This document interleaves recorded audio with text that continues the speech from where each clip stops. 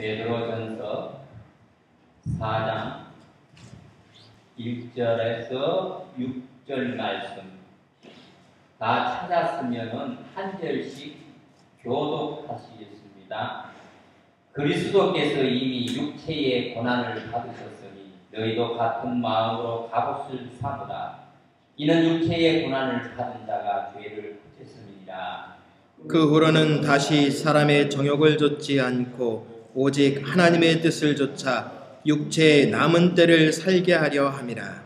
너희가 음란과 정욕과 술 취함과 낭탕과 연락과 무법한 음상 숭배를 하여 이방인의 뜻을 쫓아 행한 것이 지나간 때가 족하더라. 이러므로 너희가 저희와 함께 그런 극한 방탕에 다름질하지 아니하는 것을 저희가 이상히 여겨 비방하나 저희가 산 자와 죽은 자 심판하기를 예비하신 자에게 직고하라. 이를 위하여 죽은 자들에게도 복음이 전파되었으니 이는 육체로는 사람처럼 심판을 받으나 영으로는 하나님처럼 살게 하려 함이니라. 아멘. 오늘 목사님께서 죄의 천적은 고난이다라고 말씀을 전하실 때에 많은 은혜 받는 저와 여러분이 되시기를 바랍니다. 자, 천적, 나와 앙숙이라는 이야기겠죠. 자, 뱀은 해로울까요? 이로울까요? 뱀은 이로운 동물입니다. 자, 거미는 해로울까요? 이로울까요? 이롭습니다. 우리한테는 이로워요. 왜냐? 우리한테 필요한 것들을 공급해 주지 않습니까? 무엇입니까? 병충해로부터 벌레들부터 우리를 지켜주고 모든 것들을 잡아냅니다. 그러나 당하는 입장에서는 괴로운 해로운 적이죠. 자, 그만큼 우리가 어떻게 받아들이냐라고 했습니다. 지난주에 고난에 대해서 잠시 설명을 드리면서 말씀을 드렸지 않습니까? 고난이라는 것은 무엇입니까? 상황이 나에게 그렇게 다가왔기 때문에 고난이 아니라겠습니다. 그것을 어떻게 받아들이느냐, 내 마음이 그것을 고난으로 인식한다겠습니다. 하나님은 언제나 저와 여러분들에게 동일한 것을 주시거든요.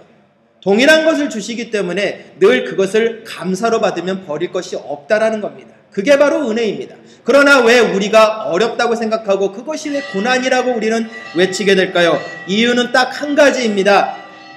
내 마음속에 있던 육과 부딪혔기 때문에 그것을 내려놓지 못하는 것이 바로 고난의 시작이라고 지난주에 말씀을 드렸습니다. 자, 그렇다면 오늘 우리는 어떻게 이 고난을 풀어내야 될까? 제목이 죄의 천적은 고난이라겠습니다. 이 고난을 통해서 저와 여러분이 하나 할 수 있는 일이 무엇이냐? 바로 죄로부터 멀어질 수 있다는 겁니다. 그리스도인들의 꿈은 한 가지입니다. 무엇입니까? 십자가를 통해서 죄 씻음을 받고 영생을 얻지만 아울러 이 땅에서 100배의 축복도 얻는 것입니다. 이게 저와 여러분들의 간절한 꿈이잖아요. 그러나 문제는 한 가지 있습니다. 무엇입니까? 그리스도의 남은 고난이라고 되어 있습니다. 그것을 감당하라겠습니다. 그 고난이 무엇입니까? 내 육에서 포기하지 못하는 남아있는 모습입니다. 오늘 그것을 없애자라는 것입니다. 자, 죄라는 것이 무엇일까요? 죄는 우리를 가장 해롭게 만드는 건 맞습니다. 죄만 없다면 우리는 정말 행복하게 살 것 같아요. 그렇죠?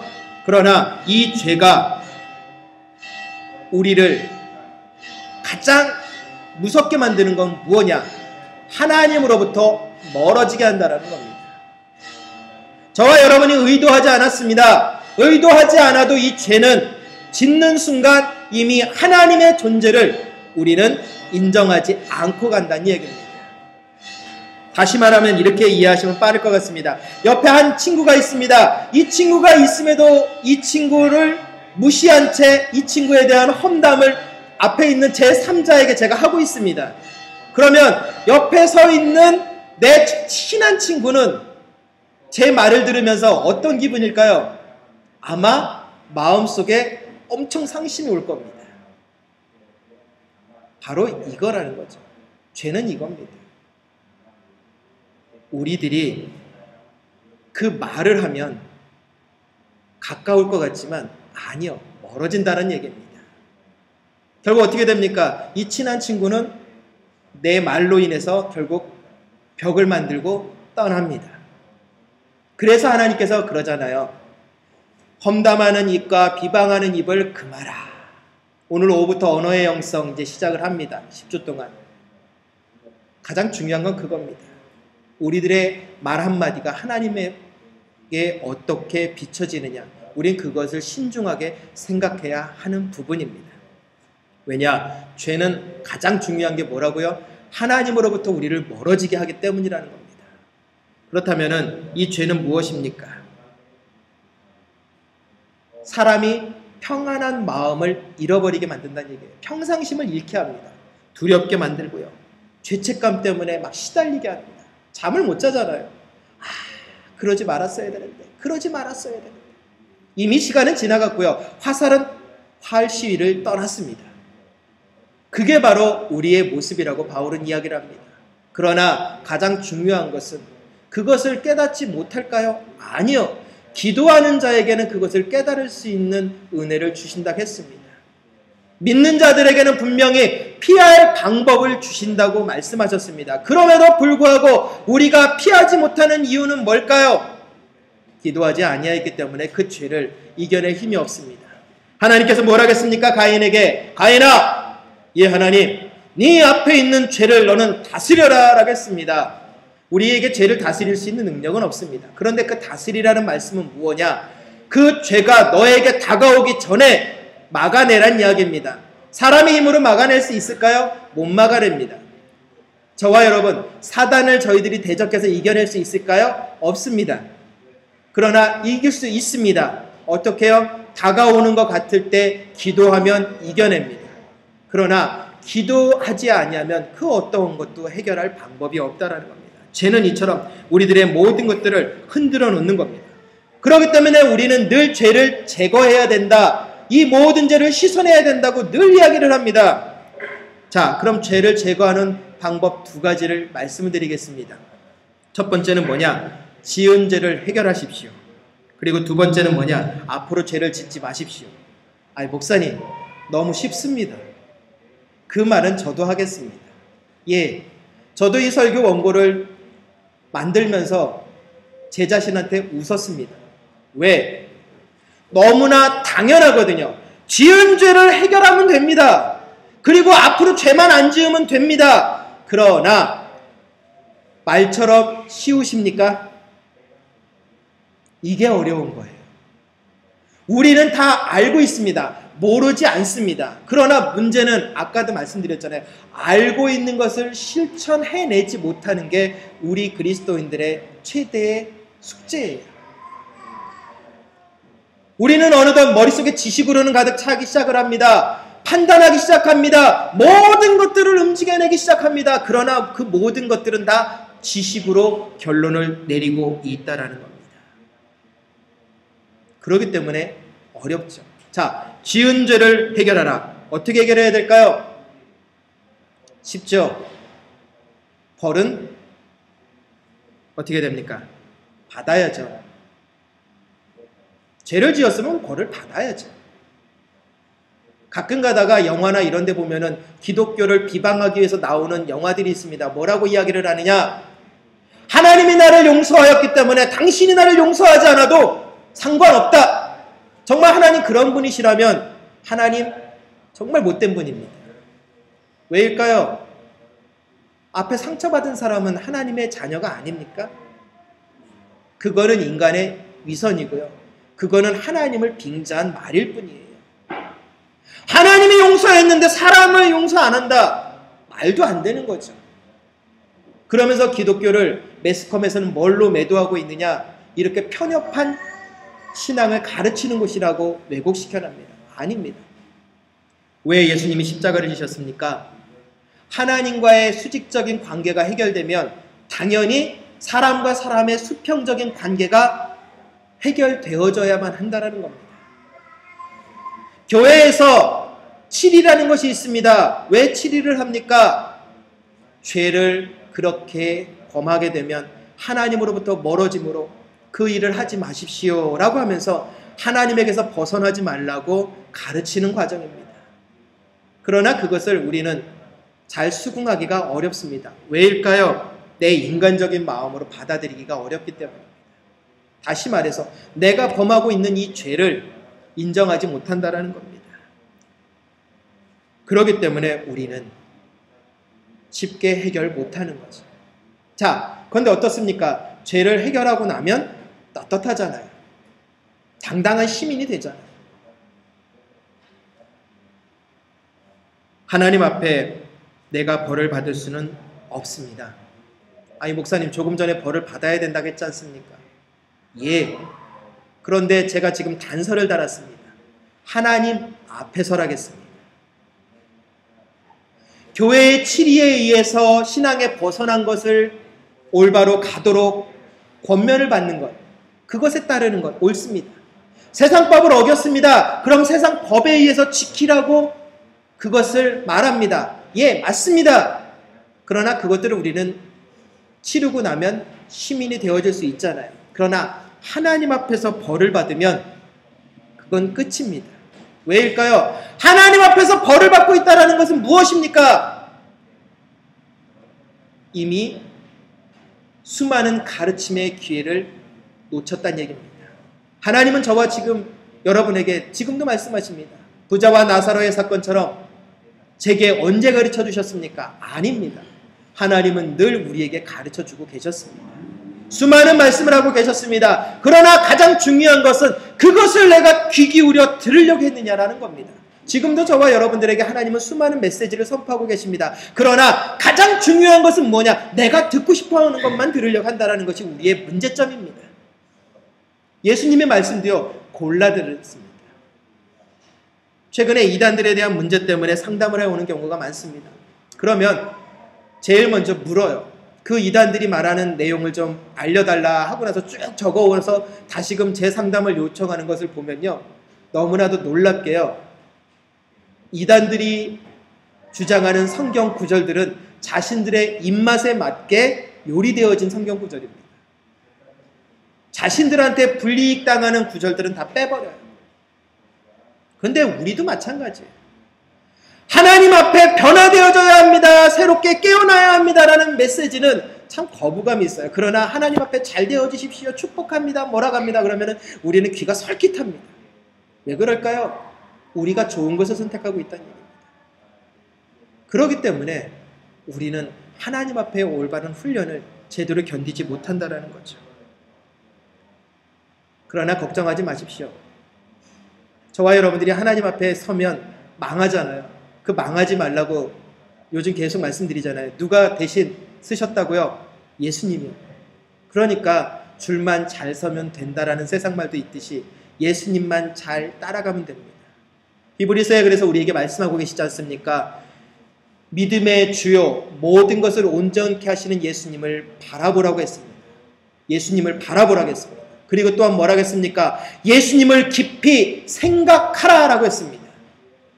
바라보기만 하지 말고 깊이 생각하라는 것은 무엇입니까? 깨닫고 변화라는 이야기입니다. 행동으로 옮겨내라는 이야기입니다. 단지 듣는 귀만 키우지 말라라는 겁니다. 우리가 자꾸 귀만 키우다 보면 죄를 해결할 방법이 없습니다. 그 자리에서 떠나야죠, 죄를. 두 번째, 앞으로 죄를 짓지 않는 거라겠는데 죄의 세력을 이겨야 되는데 저와 여러분, 죄를 이길 자신 있으십니까? 없습니다. 유혹 참 무서워요. 이 땅에 죄 안 짓는 사람 없습니다. 누구나 다 짓습니다. 그러나 이 죄를 짓는 우리들의 모습, 이겨낼 수 있는 방법 있지 않습니까? 무엇입니까? 베드로전서 2장 24절에 보니까 이렇게 말씀하십니다. 친히 나무에 달려 그 몸으로 우리 죄를 담당하셨으니 이는 우리로 죄에 대하여 죽고 의에 대하여 살게 하려 하심이라. 그가 채찍에 맞음으로 너희는 나음을 얻었나니 라고 되어 있습니다. 죄에 대해서 우리를 죽게 만들었다는 얘기입니다. 다시 말해서 죄라는 것은 무엇입니까? 사단입니다. 사단이 우리를 여전히 붙들고 있는 그 모든 관계를 예수님이 돌아가심으로 말미암아 죽으심으로 말미암아 끊어버리셨다는 얘기입니다. 그렇다면 저와 여러분들 이제 하나님의 자녀로 살아야겠습니까? 사단의 자녀로 살아야겠습니까? 당연히 하나님의 자녀로 사셔야 합니다. 그러나 문제는 여기 있습니다. 행하지 않는 믿음은 죽은 믿음입니다. 믿음으로 말미암아 구원에 이른다고 우리는 외치고 있습니다. 그러나 말씀드렸지 않습니까? 구원은 받았습니다. 그러나 구원을 완성하셔야 된다고 말씀드렸습니다. 완성이 무엇입니까? 다시 말해서 믿음의 열매를 이 땅에 보이시라는 겁니다. 저와 여러분들은 그리스도의 향기라고 부름받았고 그리스도의 편지라고 부름받았고 가장 높은 지위인 그리스도의 대사요 또한 하나님의 자녀라는 이름으로 저와 여러분을 불러주셨습니다. 그러므로 여러분 우리 그쳐야 합니다. 오늘 본문 1절에 뭐라고 되어 있습니까? 육체의 고난을 받은 자는 죄를 그쳤음이니 라고 되어 있습니다. 이것은 무엇입니까? 아까 말씀드렸잖아요. 하나님은 그 고난을 통해서 내가 잘못 갔구나. 내가 잘못 생각했나 보구나. 한 번쯤 생각하게 만드는 기회를 주셨다는 얘기입니다. 그런데 대부분 어려움이 닥치거나 고난이 다가오면 왜 나한테 라는 단어가 먼저 떨어집니다. 왜 다른 사람들은 멀쩡하게 잘 가는데 왜 나한테? 이렇게 생각하십시오. 하나님이 나를 너무나 사랑하시기 때문에 그런다고요. 받아들이기 힘드십니까? 그런데 그게 성경에 말씀하고 계시는 진리인 걸 어쩌겠습니까? 사랑하는 자에게 고난이 유익이라겠지 않습니까? 어려움은 나를 깨닫는 시간입니다. 아까 말씀드렸지 않습니까? 시작 시간에 그거를 감사함으로 받아들일지 어려움으로 받아들일지 그건 제 마음입니다. 아무리 고난이라 할지라도요 그것을 감사로 받아들이고 이겨낼 의지가 있으면요 변화의 기회로 삼는 사람에게는요 그것이 고난이라고 안 합니다.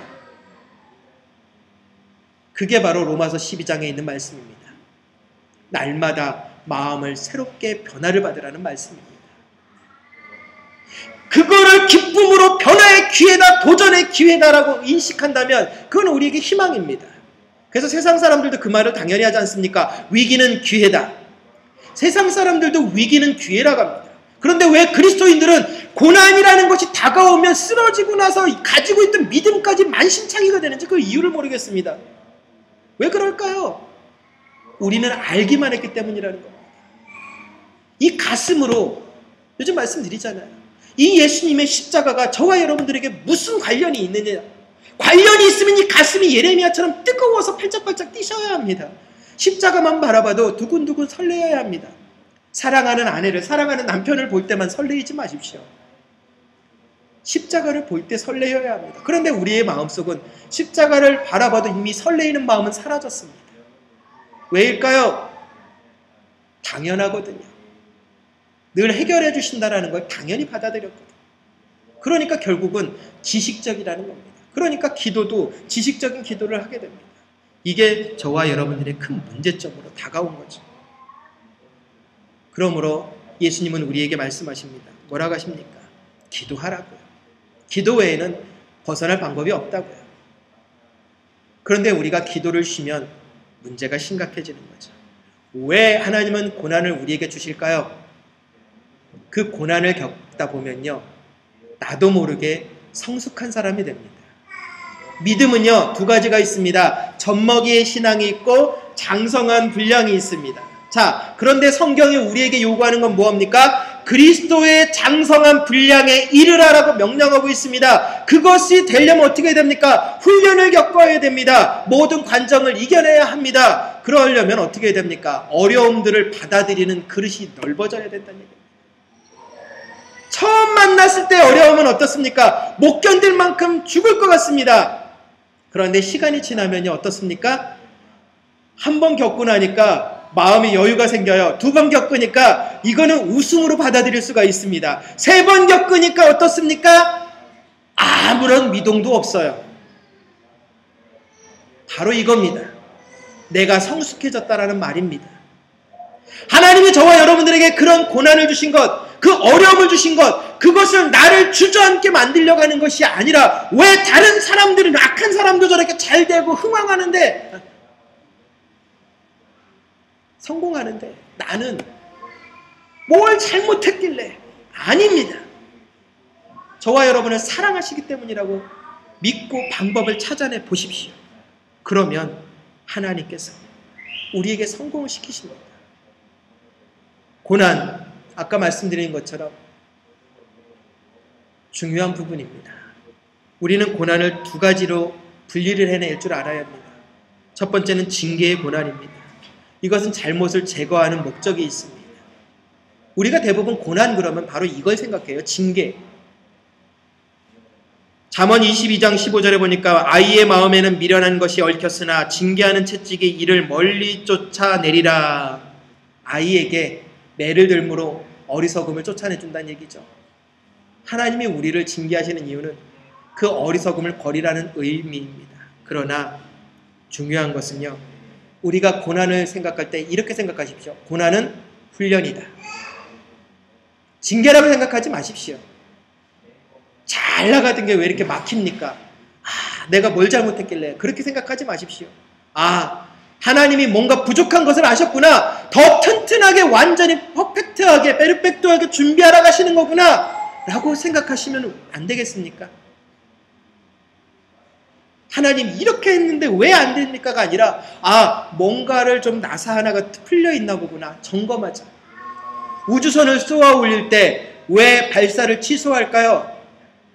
다 완벽하게 세팅이 됐는데 나사가 10번을 조여야 되는데 8번밖에 안 조여 있는 걸 확인해서 멈춥니다. 왜 그럴까요? 10번을 조여야 우주에 나가서 압력에 견디도록 설계가 됐는데 8번밖에 안 조였으면 결국 어떻게 됩니까? 그 압력을 견디지 못해서 결국 그 우주선은 폭발해버립니다. 출발했다가 폭발한 우주선도 우리 봤잖아요. 바로 그런 원리입니다. 훈련입니다. 우리 그래서 이런 말 하잖아요. 어떤 축복을 주시려고 이런 고난을 주시나. 근데 우리 이런 말 자주 안 쓰잖아요. 그럼 자주 사용하십시오. 어려운 일 있을 때마다 항상 그렇게 외치십시오.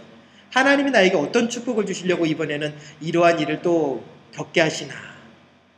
좀 긍정적으로 바꿔보자는 얘기입니다. 하나님 내가 뭘 잘못해서요가 아니라요.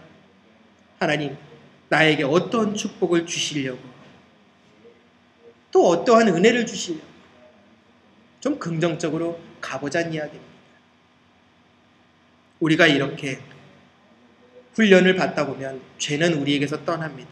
그래서 오늘 본문 4절에 뭐라 하겠습니까? 이러므로 너희가 그들과 함께 그런 극한 방탕에 다름질하지 아니한 것을 그들이 이상히 여겨 비방한다라고 되어 있습니다. 하나님 앞에 머물다 보니까요, 자꾸 죄를 멀리하게 되고 악을 멀리하게 됩니다. 그러다 보니까 세상 사람들이요 하는 말이 있습니다. 도대체 자기가 선하면 얼마나 선하다고. 이 말이 제일 저와 여러분을 쉽게 넘어뜨리는 말입니다. 악한 사람들이 제일 흔히 뱉는 말이 뭔지 아십니까? 사람들은 다 똑같아. 주머니 털어서 먼지 안 나는 사람 없어. 이건 악한 사람들이 우리를 넘어뜨리기 위한 방법이에요. 그 방법에 우리 넘어가지 말아야죠. 자기들처럼 악을 행하지 않는다고 오히려 선을 행하고 진실을 행하는 사람들을, 정직하게 행하는 사람들을 비방하고 정죄하고 거짓으로 정죄하기 바쁩니다. 하나님은 그걸 제일 싫어하는데도 불구하고 그것을 그렇게 행하고 있습니다. 왜 그럴까요? 그게 악이니까요. 그러므로 부탁을 드립니다. 그 악에서 우리는 멀어지셔야 합니다. 악은 모양이라도 버리라고 성경이 이야기했지 않습니까? 그렇다면 그 악의 모양이 무엇입니까? 4장 3절 오늘 본문에 이야기합니다. 너희가 음란과 정욕과 술취함과 방탕과 향락과 무업한 우상숭배를 하여 이방인의 뜻에 따라 행한 것은 지나간 때로 족하도다. 이미 지났다는 얘기입니다. 지금부터는 하지 말라는 얘기입니다. 십자가를 믿는 그 사건 이후로는 하지 말라는 이야기입니다. 예수님과 나와 관계가 맺어진 그 이상 예수님은 죄를 가장 싫어하는데 그 죄를 똑같이 반복하고 있다면 예수님의 십자가는 나와 관련이 없는 것입니다. 왜입니까? 내 마음대로 하고 싶은 대로 하고 있는데, 내가 하고 싶은 말을 마음껏 뱉고 내가 죄를 짓고 싶은 대로 내 마음 가는 대로 하고 있는데 십자가가 살아있다는 건 거짓말입니다. 왜입니까? 내 안에 갈라디아서의 말씀처럼 내 가슴 속에 누가 살아있습니까? 예수님이 살아있는데 어떻게 우리는 그런 일을 할 수 있느냐는 얘기입니다. 여기서 방탕이라는 단어는요, 헬라어로 마을에서 온 말이거든요. 방탕이라는 말이 마을에서 왔다. 저도 이 원어를 찾아가면서 설교 준비하다가 참 놀랐어요. 방탕하다. 우리말로 말하면 타락하다. 너무나 쉽게 이해되는 단어잖아요. 그런데 이 단어가 마을이라는, 우리가 살고 있는 이 마을이라는 단어에서 그 근원이 나와버렸어요. 왜 그런가 하고 찾아 들어가 봤습니다. 그랬더니 이유가 딱 한 가지예요. 마을 잔치, 당시의 마을 잔치에는요, 우상에게 제사를 했고요, 술에 취하여 방탕한 잔치를 벌였고요, 그리고 나면 잔치 뒤에 음행이 반드시 따라왔고요, 그리고 나서 마지막으로 폭동을 일으켰던 겁니다. 그래서 이 방탕이란 단어가 마을에서 시작되어진 거죠. 잘못된 출발이니까 결국 어떻게 됩니까? 마지막까지 잘못되어지는 겁니다. 첫 단추를 잘못 깨면 옷이 이상해지는 것처럼 우리의 믿음의 단추도 제대로 껴야죠. 제대로는 뭡니까? 베레아 교인들처럼 날마다 그 말씀이 맞는가 하여 깊이 상고하라겠습니다. 이 말씀은 무엇입니까? 내가 머물러 있는 현장 속에서 말씀을 날마다 묵상하며 그 말씀대로 내가 올바로 가고 있는가 점검하라는 겁니다. 예배당에 앉아서 말씀 듣는 게 전부가 아닙니다. 살아있는 예배는 내가 머물러 있는 현장 속에서 예배자로서의 완성을 이루셔야 합니다. 그래서 저와 여러분을 하나님이 뭐라고 부르셨습니까? 왕같은 거룩한 제사장이라고 부르셨던 이유가 거기 있습니다. 여러분들이 머물러 있는 그 직장을 거룩하게 바꾸라는 이야기입니다. 하나님 왜 그런 걸 저희한테 만드셨습니까? 그냥 거룩한 건 빼버리고 그냥 제사장도 빼버리고 그냥 내가 사랑하는 백성이라고 해버리죠. 라고 했으면 참 편할 것 같은데 하나님은 분명히 못 박았습니다. 너희는 내가 택한 족속이여 거룩한 백성이여 왕같은 제사장이여. 우리한테 무거운 책임을 전가시키셨습니다. 감당하라고요. 왜 그렇습니까? 첫 단추를 제대로 끼라고요. 예배의 첫 단추를 제대로 끼면 언어가 바뀌고요. 언어가 바뀌면 삶이 바뀌고 삶이 바뀌면 신앙이 바뀌고요. 그러다 보면 우상 숭배하는 그 모든 모습에서 벗어나게 되고요. 방탕이라는 죄에서 멀어지게 되는 것입니다. 바로 오늘 본문 우리 베드로가 우리에게 가르치는 것은 그겁니다. 오늘날 사회를 보십시오. 얼마나 만연되어 있는 이 성문제. 참 괴로워요. 최일도 목사님이 부흥사경회를 인도했을 때 저희 신학생들을 앞에 놓고 했던 이야기가 있습니다. 너희들은 그들의 마음을 아느냐? 저희들은 비난했거든요. 어떻게 그러한 모습 속에서 목사님 그럴 수가 있습니까? 그런데 그분의 말씀이 그거예요. 너희들은 그들의 마음을 아느냐? 또 어떤 분이 또 전도사님이 그래요. 어차피 그렇게 예수님 앞에 회개를 했어도 또 그 자리에 가서 머물러 있는 분들 아닙니까? 너희들이 그들의 마음을 아느냐? 2시간 동안 말씀을 선포하시는데 딱 하나밖에 얘기를 안 하셨어요. 너희들이 그들의 마음을 아느냐? 저희들은 끝까지 정지하게 바빴는데 그 말씀만 하시다 내려가셨어요. 자, 어떻게 생각하십니까? 정말 그들의 잘못일까요? 아닙니다. 교회 안에 있는 우리가 거룩함의 모습을 잃어버렸기 때문에 세상에서 살아가는 사람들이 거룩함이라는 것을 보고 싶어도 볼 수가 없는 겁니다. 과거에 어땠습니까? 기독교인이라 하면 무조건 어떤 사람들이었습니까? 믿을 만한 사람이었습니다.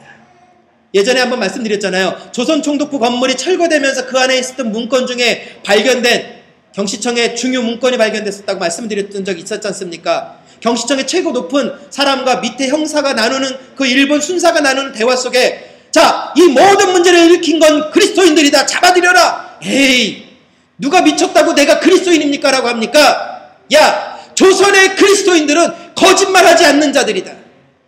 가서 딱 잡고 너 예수쟁이야 아니야? 그 한마디 해봐라. 그들은 예수쟁이면 100% 예수쟁이라고 한다. 거짓말하지 않는다. 일본 사람들마저도 믿어준 존재들입니다. 우리의 믿음의 선조들이. 그분들 때문에 우리가 이렇게 행복하게 살았잖아요. 그렇죠? 그런데 오늘날 우리는 어떠한 거룩함으로 우리의 후손들에게 믿음의 유업을 물려줄 거냐는 얘기입니다. 이제 우리가 해야 할 일은 딱 한 가지입니다.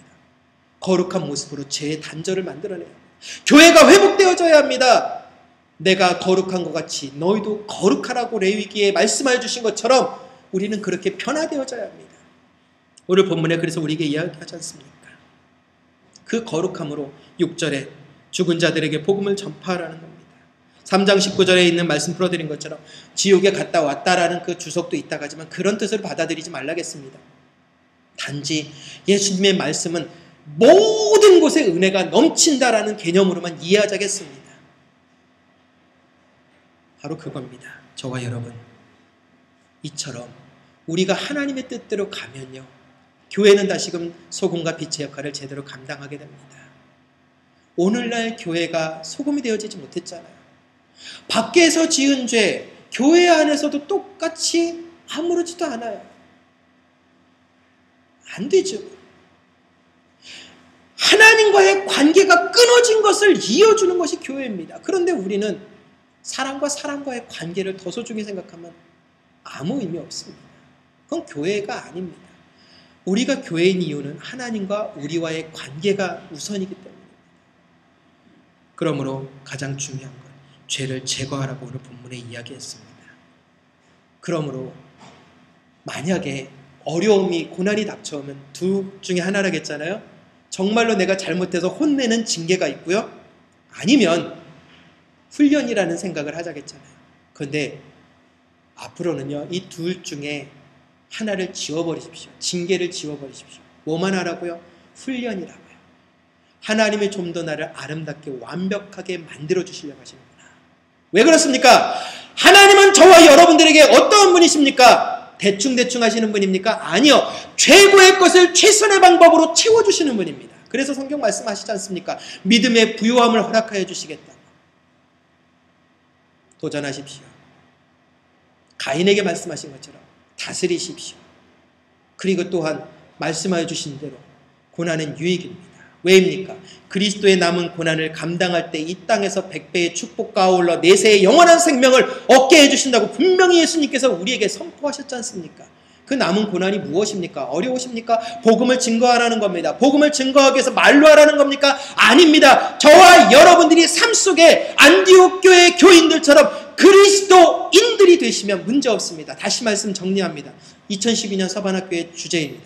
언제나 어디서나 그리스도인만 되어지시면요, 사도행전 2장에 나온 것처럼 교회의 사람들은 누가 전도한다고요?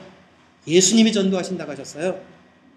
사람들이 교회에 초대교회에 데려온 것이 아니라 예수님이 믿을 자들을 데려오셨다고 분명히 사도행전 2장에 선포하셨지 않습니까? 저와 여러분들의 몫입니다. 저와 여러분들이 소금과 빛만 되어지면 문제없습니다. 원망하고 싶죠. 불평하고 싶죠. 한탄하고 싶고요. 짜증내고 싶습니다. 그러나 하나님 앞에 그건 내려놓으시고 내 마음을 하나님이 다스리시도록 드리십시오. 그러면 죄는 우리에게서 떠나갑니다. 그러면 저와 여러분들의 미래는 누가 책임진다고요? 여기 앞에 있는 목사 절대 책임 안 져줍니다. 저는 안내자라겠죠? 제가 책임 안 져요. 누가 책임집니까? 여기 계신 분께서 책임져 주신다고 했잖아요. 이 예수님과 여러분들의 관계만 제대로 생수의 강이 흘러넘치면 아무런 문제가 없이 다 이겨낼 수 있습니다. 시온의 대로여 걱정하지 마십시오. 다 허락되어진 은혜입니다. 그 은혜를 못 누리는 이유가 뭐라고요? 아까 말씀드렸습니다. 듣고 싶은 것만 듣고 보고 싶은 것만 보려고 하기 때문입니다. 이제 내려놓으십시오. 어떠한 상황과 환경 속에서도 절대 십자가를 놓지 않고 승리하는 믿음의 군사들이 되시기를 바랍니다. 거룩하신 하나님 감사합니다. 우리에게 아버지 하나님 수많은 어려움들도 있습니다. 고난도 있습니다.